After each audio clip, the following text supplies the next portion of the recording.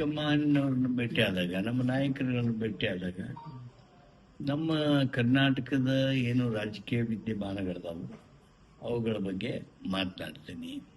ಆಮೇಲೆ ತಾವು ಹೊಂದ್ಕೊಂಡಾಗೆ ಈ ಗೊಂದಲಗಳೇನೂ ಇಲ್ಲ. ಆದರೆ ಕೆಲವೊಂದು ಅಂಶಗಳು ಪತ್ರಿಕೆ ಮೂಲಕ ಬಹಳ ದೊಡ್ಡದಾಗಿ ಬರ್ತಾ ಇದೆ. ಅವುಗಳಿಗೆ ನಮ್ಮ ಹೈಕಮಾಂಡ್ನವರು ಬೇಗ ಸಮಾಧಾನ ಮಾಡ್ತಾರೆ ಅನ್ನುವಂಥ ವಿಶ್ವಾಸ ನನಗಿದೆ. ಸರ್, ತಾವು ಕೂಡ ಪಕ್ಷದಲ್ಲಿ ಹಿರಿಯರು, ಹಲವು ಬಾರಿ ಸಚಿವರಾಗಿದ್ದೀರಿ. ಯಾಕೆ ಇಂಥ ಒಂದು ಗೊಂದಲದಲ್ಲಿ ಹೈಕಮಾಂಡ್ ಸೈಲೆಂಟ್ ಆಗಿದೆ? ರಾಜ್ಯದಲ್ಲಿ ಆಗ್ತಿರುವಂತಹ ವಿದ್ಯಮಾನಗಳ ಬಗ್ಗೆ ತಮಗೇನು ಅನ್ಸುತ್ತೆ ಸರ್? ಹೈಕಮಾಂಡ್ನವರು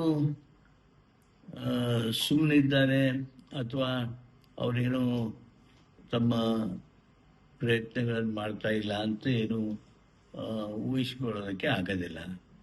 ಅವರು ಪ್ರಯತ್ನಗಳನ್ನು ಮಾಡ್ತಾ ಇರ್ಬೋದು.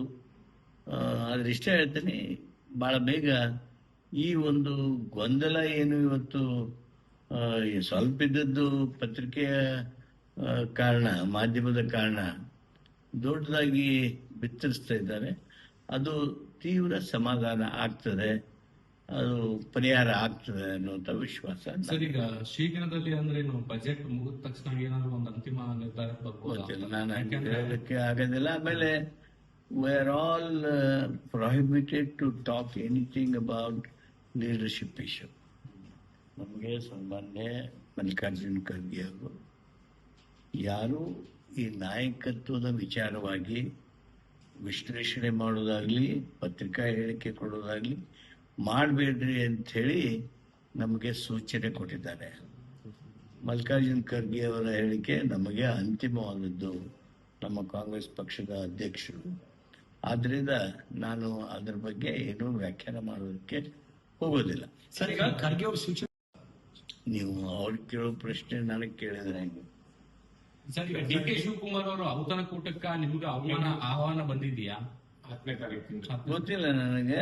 ಈಗ ನಾನು ಗದಗದಿಂದ ಇಲ್ಲಿ ಡೆಲ್ಲಿಗೆ ಬಂದಿದ್ದೇನೆ. ನಾಳೆ ಬೆಂಗಳೂರಿಗೆ ಹೋಗ್ತಾ ಇದ್ದೀನಿ. ಅವರ ಔತಣಕೂಟ ಕರೆದಿದ್ದು ಗೊತ್ತಿಲ್ಲ ನನಗೆ. ಈಗ ತಾವೇನು ಹೇಳಿದ್ರಿ ಇದೇ ಸುದ್ದಿ. ಆಮೇಲೆ ಕೂಟಕ್ಕೆ ಕರೆದಿರ್ಬೋದು, ಊಟಕ್ಕೆ ಕರೆದಿರ್ತಾರೆ, ಅವರು ಕರೀತಾರೆ, ಸಿದ್ದರಾಮಯ್ಯನವರು ಕರೀತಿರ್ತಾರೆ, ಸೆಷನ್ಗಳು ನಡೆದಾಗ ಕರೀತಿರ್ತಾರೆ. ಅದರಿಂದ ಅದರಲ್ಲಿ ಊಟಕ್ಕೆ ಕರೆದಿದ್ದಕ್ಕೆ ತಾವು ಅದನ್ನ ಏನಾದರೂ ಗ್ರಹಿಸಿಕೊಂಡು ವ್ಯಾಖ್ಯಾನ ಮಾಡೋದು ಸೂಕ್ತ ಆಗೋದಿಲ್ಲ. ಶಾಸಕರ ವಿಶ್ವಾಸ ಗಳಿಸುವ ಪ್ರಯತ್ನದ ಭಾಗವು ಬಲಾಬಲ ಪ್ರದರ್ಶನ ಈ ರೀತಿಯಾಗಿ ಚರ್ಚೆ ಆಗುತ್ತೆ ಸರ್. ಇಲ್ಲ, ಈಗ ಒಂದು 10-15 ದಿವಸದಿಂದ ಶಾಸಕರ ಸಭೆ ಆಗಿತ್ತು. ಸಭೆಯ ನಂತರ ಊಟ ಆಗಿತ್ತು.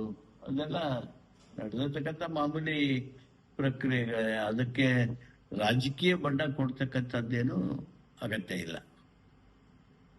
ಶಾಸಕರ ಫೋನ್ ಕದ್ದಾಲಿಕೆ ಮಾಡ್ತಕ್ಕಂಥ ಅವಶ್ಯಕತೆ ಏನೂ ಇಲ್ಲ.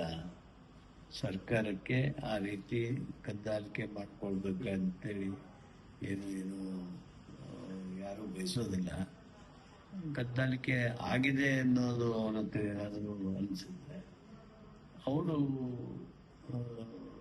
ತಾವು ತಮ್ಮ ಮಾಹಿತಿ ಏನಿದೆ ಅದನ್ನು, ಯಾಕಂದ್ರೆ ಕೇಂದ್ರ ಸರ್ಕಾರದಲ್ಲಿ ಇರುವವರು, ಬೇರೆಯವ್ರು ಯಾರಾದರೂ ಹೇಳಿದರೆ ನಾನು, ಯಾಕಂದರೆ ಕೇಂದ್ರ ಸರ್ಕಾರಕ್ಕೆ ಅದರ ಸೂಕ್ತ ಮಾಹಿತಿ ಲಭ್ಯ ಆಗ್ತದೆ. ಹಾಗೇನಾದ್ರೂ ಅದನ್ನ ಹೇಳ್ಬೋದೇ ಹೊರತು ಒಂದು ಆರೋಪ ಅಂತ ಹೇಳಿ